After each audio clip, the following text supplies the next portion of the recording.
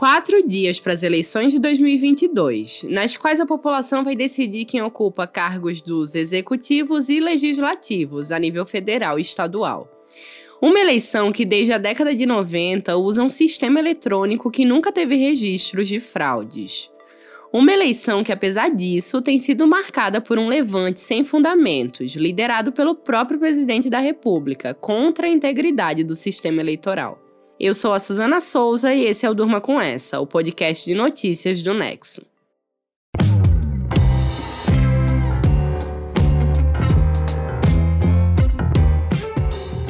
Olá, eu sou a Letícia Arcoverde e estou aqui com a Suzana para apresentar esse podcast que vai ao ar de segunda a sexta, todo começo de noite, sempre com notícias instigantes que podem continuar a ecoar por aí.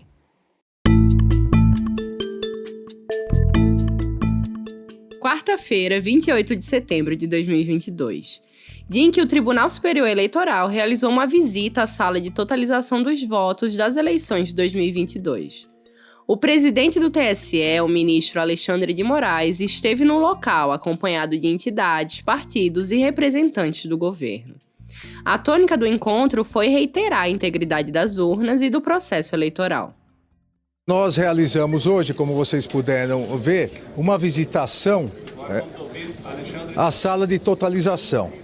Exatamente para mostrar o que já era óbvio, mas sempre é importante atuar com transparência, com lealdade a todos aqueles que participam do processo eleitoral, para demonstrar que é uma sala, como vocês puderam ver, é uma sala aberta, é uma sala clara. Não é nem sala secreta, nem sala escura. A apuração é transparente, a apuração é auditável e a apuração é fiscalizada por todos aqueles que estão inscritos. Esse que você ouviu foi o ministro Alexandre de Moraes falando para jornalistas depois da visita. A sala faz parte da área da Secretaria de Tecnologia da Informação do TSE, na sede da entidade em Brasília. Em termos de estrutura, o espaço de totalização dos votos é um local de trabalho bastante convencional, envidraçado, com computadores distribuídos em baias e aquele aspecto de espaço de serviço público, sem muita coisa ao redor. No local trabalha uma equipe de 20 servidores, que atua em conjunto com outros setores do TSE e dos tribunais regionais eleitorais. Na visitação desta quarta, estavam presentes nomes ligados ao governo, como o ministro da Defesa e general da Reserva, Paulo Sérgio Nogueira de Oliveira, e o presidente do PL, Valdemar Costa Neto, partido ao qual o presidente Jair Bolsonaro se filiou para tentar a reeleição. Também estiveram presentes no evento integrantes das campanhas de Luiz Inácio Lula da Silva, do PT, de Ciro Gomes, do PDT, de Simone Tebet, do MDB, de Soraya Tronic, do União Brasil, e do Padre Kelmon, do PTB. Uma das estratégias de Bolsonaro, candidato à reeleição, que está atrás de Lula nas pesquisas de intenção de voto, é desacreditar o sistema eleitoral. Ele já fez diversos ataques infundados à confiabilidade das urnas eletrônicas, sem nunca apresentar provas. Em mais de uma ocasião, Bolsonaro se referiu à sala de totalização de votos como, entre aspas, sala secreta ou sala cofre. No dia 22 de setembro, ele afirmou que ninguém sabe o que acontece lá dentro. Em outras eleições, como em 2014, por causa do horário de verão e da diferença de fuso horário entre os estados, houve um período em que os funcionários que faziam a totalização tinham que ficar incomunicáveis. Isso era uma medida de segurança para o resultado não ser divulgado enquanto alguns estados, como o Acre, ainda votavam. Em 2022, a eleição vai acontecer no país todo ao mesmo tempo, sem essa discrepância de horário. No Acre, por exemplo, o horário de votação vai ser das 6 às 16 horas. Já na ilha de Fernando de Noronha, os eleitores podem votar das 9 às 18 horas. Bolsonaro se aproveita dessa confusão em relação a outros anos para propagar a ideia de uma suposta sala secreta. Na segunda-feira, Bolsonaro também atacou o TSE durante uma das suas lives nas redes sociais. Ele disse que o tribunal tem má vontade com as Forças Armadas. Bolsonaro alegou que, apesar da corte ter acatado algumas sugestões dos militares para as eleições desse ano, o processo eleitoral só teria chance, entre aspas, zerada de fraude se o Brasil implementasse o voto impresso. Essa proposta do voto impresso foi rejeitada pelos parlamentares em 2021, num dia em que o presidente colocou tanques e outros veículos militares para desfilar na frente do Congresso. Ao sair da visitação nesta quarta, Valdemar Costa Neto, presidente do PL, foi questionado se a sala era secreta e respondeu que não mais, que agora a sala é aberta. Horas depois, o partido de Bolsonaro divulgou um documento dizendo que uma auditoria feita pela legenda encontrou falhas no sistema eleitoral. O Tribunal Superior Eleitoral divulgou uma nota logo depois, chamando as conclusões do documento do PL de, abre aspas, falsas e mentirosas, sem nenhum amparo na realidade, reunindo informações fraudulentas e atentatórias ao Estado Democrático de Direito e ao Poder Judiciário. Fecha aspas. Moraes incluiu o documento do PL no inquérito das fake news em andamento no Supremo.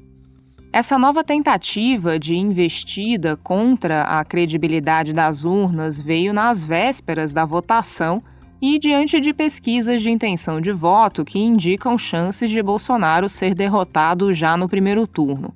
A história do presidente incitando dúvidas contra o sistema eleitoral brasileiro não é de agora. Ainda em 2018, quando ele ganhou a disputa em segundo turno, Bolsonaro alegou que as eleições foram fraudadas e que ele deveria ter ganhado no primeiro turno. Ele nunca apresentou provas disso.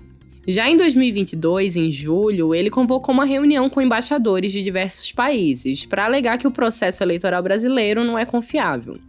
O caso teve grande repercussão internacional e a mídia estrangeira comparou as atitudes de Bolsonaro às do ex-presidente americano Donald Trump. Nos Estados Unidos, o Trump perdeu para o Joe Biden em 2020, ano em que disputou a reeleição. Trump manteve um discurso de desacreditar o sistema eleitoral americano, bem nos moldes do que Bolsonaro está fazendo agora, e de incitar os seus apoiadores a fazerem o mesmo. Isso tudo culminou na invasão do Congresso americano no dia da posse de Biden, quando 5 pessoas morreram.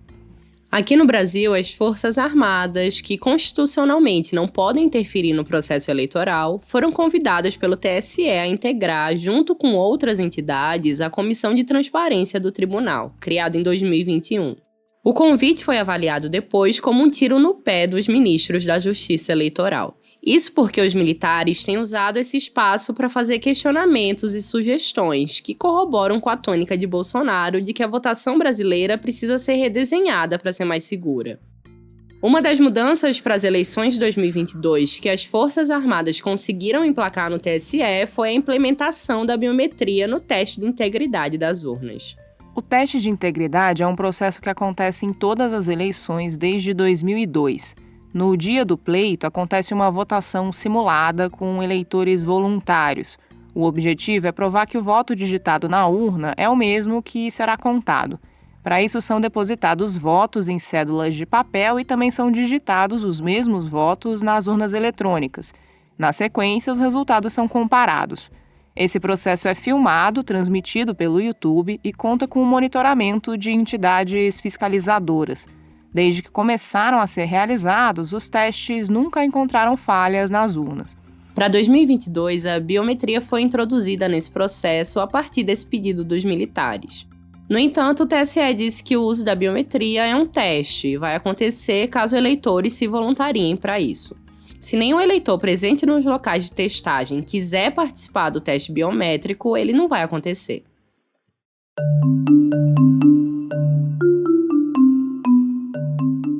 Apesar do nome, não é na sala de totalização que os votos são de fato contabilizados.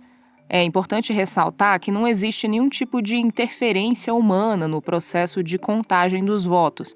Ali naquela sala, os servidores só garantem que o computador que fica no centro de processamento de dados, em outro local, execute corretamente o processo de contagem de votos. O resultado das eleições é gerado automaticamente a partir do envio das informações pelos tribunais regionais eleitorais.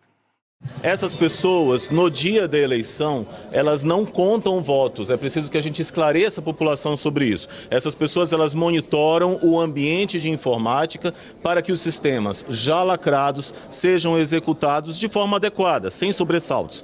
Esse que você ouviu foi o secretário de Tecnologia da Informação do TSE, Júlio Valente, falando a jornalistas também nesta quarta-feira. Além de dar essa explicação, o secretário também ressaltou que o espaço tem acesso livre para os representantes das entidades fiscalizadoras. Em 2022, o TSE permite que dezenas de entidades fiscalizem a apuração dos votos. Além dos partidos que enviaram representantes para a visita nessa quarta, estão incluídas organizações como o Ministério Público Federal, a Polícia Federal, a Controladoria Geral da União, o Tribunal de Contas da União e o Conselho Nacional de Justiça. Também tem o monitoramento feito por observadores internacionais, como a Organização dos Estados Americanos. Só que até chegar a esse momento de contagem dos votos, existe todo um processo que vai desde a hora em que o eleitor pisa na sessão eleitoral. Para esse ano, algumas medidas de segurança foram tomadas pelo TSE, visando garantir a integridade do processo eleitoral e também dos mesários, que são os voluntários que trabalham para que as eleições aconteçam. Será proibido, por exemplo, portar o celular dentro da cabine de votação. Os eleitores podem ingressar nas sessões eleitorais com os aparelhos e utilizar o e-título, que é o aplicativo com o título de eleitor digital. Mas eles precisam entregar os smartphones aos mesários antes de ir lá votar nos seus candidatos. Outra proibição desse ano é o porte de armas a um raio de 100 metros das sessões eleitorais. A proibição começa a valer 48 horas antes da votação e segue nas 24 horas seguintes ao encerramento das eleições. Tendo em mente essas restrições, o eleitor vai lá e aperta nos números dos seus candidatos. Primeiro para deputado federal, depois deputado estadual ou distrital, senador, governador e, por último, presidente. Daí, depois do encerramento do horário de votação, são impressos os boletins de urna para quem quiser auditar o resultado eleitoral. Nesse boletim é possível ver quantos votos foram computados naquela sessão e para qual candidato. Depois disso, as autoridades retiram de cada urna uma mídia móvel para que os dados computados pela urna sejam transmitidos ao TSE, onde eles vão ser totalizados.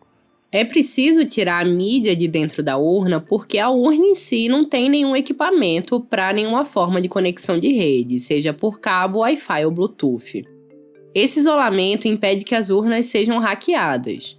Essa mídia é então levada a um dos milhares de pontos de transmissão determinados pela Justiça Eleitoral, que pode ser a sala de informática de uma escola pública, por exemplo. Esse computador da sala de informática, no exemplo que a gente usou, é configurado com um sistema operacional que torna a máquina um equipamento temporário da Justiça Eleitoral. Com isso, só a Justiça Eleitoral pode usar o computador naquele momento. A mídia da urna, que é aquele objeto físico, é inserida nesse equipamento e daí, através de uma VPN, que é uma rede privada virtual, na sigla em inglês, as informações são enviadas ao TSE de forma segura. Para garantir a inviolabilidade dos dados transmitidos, a Justiça Eleitoral conta com um conjunto de certificados digitais, que é como se fossem chaves únicas. Tipo a chave de abrir a porta mesmo, só que numa versão digital. Além disso, tem processos de criptografia, que é uma codificação. Eles blindam a rede de internet privada da Justiça Eleitoral e os próprios dados transmitidos, o que restringe o acesso a eles apenas aos computadores da Justiça Eleitoral. Só esses aparelhos têm as chaves para essa decodificação, que vai fazer a leitura dos dados. Já na sede do TSE, os programas conferem se os dados recebidos têm as assinaturas digitais correspondentes às urnas que eles representam. É um processo que conta com múltiplas etapas de verificação para atestar a integridade das informações. No caso da detecção de irregularidades, os dados são automaticamente descartados. Os próprios eleitores podem comparar os resultados publicados pelo TSE aos boletins de urna. Os boletins ficam expostos em cada sessão eleitoral logo após o fim da votação, a partir das 17 horas no horário de Brasília. E eles também estarão disponíveis no aplicativo de celular Boletim na Mão.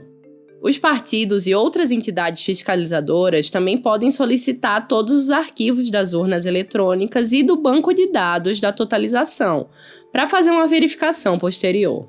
Desde que foi implementado em 1996, o sistema de urnas eletrônicas brasileiras nunca teve nenhum indício de fraude e é considerado um dos mais seguros do mundo.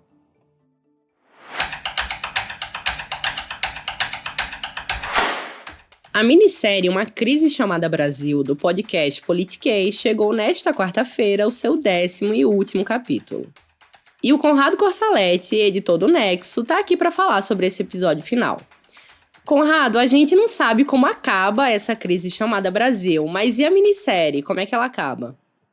Olá, Suzana, olá, ouvinte. Bom, o episódio final fala dos ideais da nova república, esse período que começa lá nos anos 80, após o fim da ditadura militar.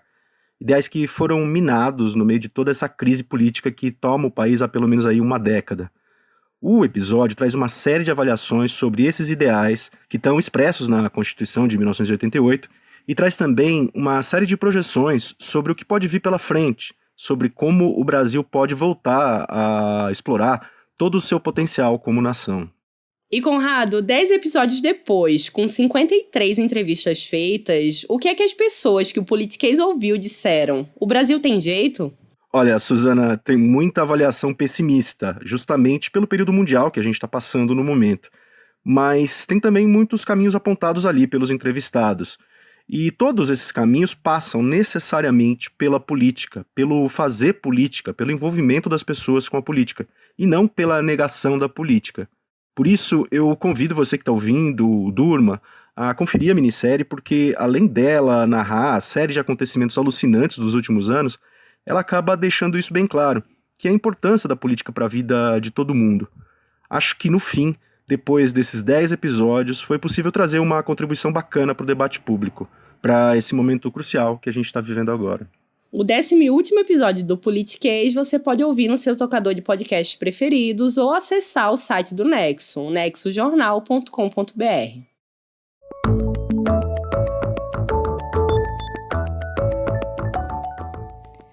A Amazônia é alvo de várias atividades econômicas predatórias e ilegais, que muitas vezes são o início de uma cadeia que termina nos produtos que chegam na prateleira do supermercado.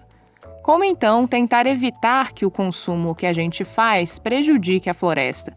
A estagiária da redação Mariana Marques consultou especialistas sobre o assunto num texto da Ponto Futuro, editoria do Nexo dedicada a refletir sobre os próximos anos a partir de temas-chave para o futuro, como a Amazônia. Mariana, conta pra gente, o que uma pessoa pode fazer para tentar minimizar esse risco? Tudo que a gente consome pode impactar diretamente o meio ambiente e biomas que devem ser protegidos, como a Amazônia. Isso está diretamente ligado com a origem e a legalidade das matérias-primas que compõem os produtos que compramos. A gente consultou o Paulo Moutinho, pesquisador sênior do IPAM, e o engenheiro florestal Marcos Biasatti, que faz parte do IDESAM, uma organização não governamental que atua com a economia sustentável na Amazônia, sobre como podemos nos certificar que nossas ações não estão afetando a floresta de modo negativo. O Marcos disse que é importante incentivarmos negócios sustentáveis, que possuam um impacto positivo para a floresta e que gerem renda para as comunidades que habitam a Amazônia. O Paulo enfatizou a necessidade de buscar compreender cada vez mais quais são as origens dos produtos e dar prioridade para aqueles que possuem certificados que assegurem a sua procedência. Para as pessoas que possuem seus próprios negócios, é recomendável exigir diretamente dos fornecedores a origem e a certificação do que será comprado. Essas são formas de evitar que nós sejamos os consumidores finais de matérias-primas obtidas de forma irregular, aos custos do dano ao patrimônio nacional que a Amazônia representa. Você pode ler o texto da Mariana com mais orientações no nexojornal.com.br/pontofuturo.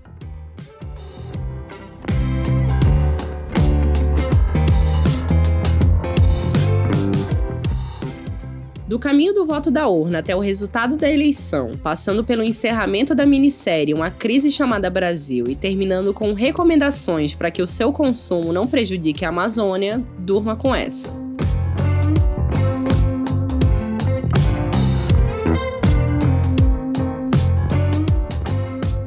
Com roteiro de Suzana Souza, produção de Letícia Arcoverde, participações de Conrado Corsaletti e Mariana Marques e edição de áudio de Luiz Serafim, termina aqui mais um Durma com essa. Até amanhã.